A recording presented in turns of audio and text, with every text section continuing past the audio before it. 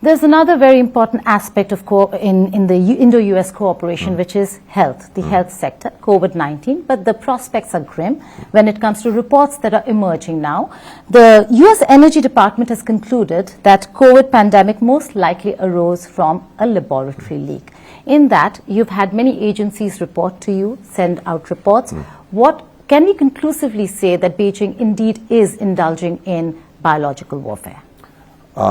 There are some very distinct things here that it's important to be clear on. First, President Biden was determined from day one to get to the bottom of the origins of COVID-19, why it happened, how it happened, in order to enable us to make sure, to the greatest extent possible, that it doesn't happen again.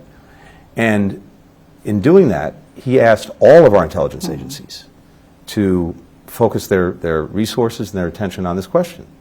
And what we have now, after extensive study, is some of our agencies and departments believing that COVID originated from a lab leak in Wuhan, others believing it's more likely that it originated at a animal market, also in Wuhan. None of the agencies being able to say conclusively that it was one or the other. And so the bottom line is we don't know conclusively, but of course the possibility that it originated in a lab is very clear and very real, and that's what some agencies think is more likely, again, not conclusively.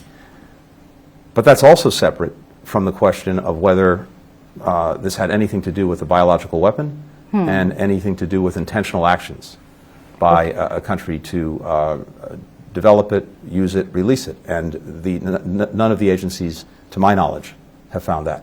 But do you see biological warfare as a threat coming from China separately? We have real concerns about the potential development and use of bioweapons in various places around the world. We've been working for years to try to ensure that that wouldn't happen.